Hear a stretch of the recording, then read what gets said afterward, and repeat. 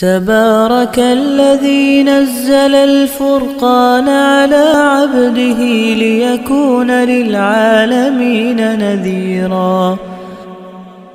اسلامی تاریخ، حضرت عیسیٰ علیہ السلام کا زندہ آسمان پر اٹھایا جانا۔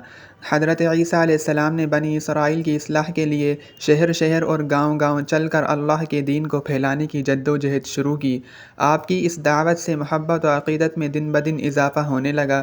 یہودی قوم اس دعوت و شہرت کو اپنے لیے بڑا خطرہ سمجھنے لگی، اس لیے انہوں نے بادشاہ وقت کو اپنا ہم خیال بنانے کے لیے حضرت عیسیٰ علیہ السلام پر الزام لگایا کہ یہ شخص تورات کو بدل کر لوگوں کو بد دین بنانا چاہتا ہے۔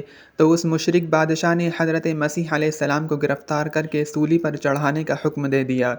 ایک مرتبہ آپ علیہ السلام اپنے حواریوں یعنی اہل ایمان کے ہمراہ ایک مکان میں جمع تھے تو قتل کے ارادے سے یہودیوں نے اس گھر کا محاصرہ کر لیا۔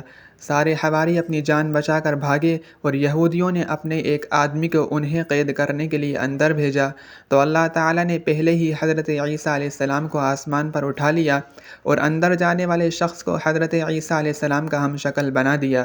یہودیوں نے دھوکے میں اپنے ہی آدمی کو مسیح علیہ السلام سمجھ کر سولی پر چڑھا دیا۔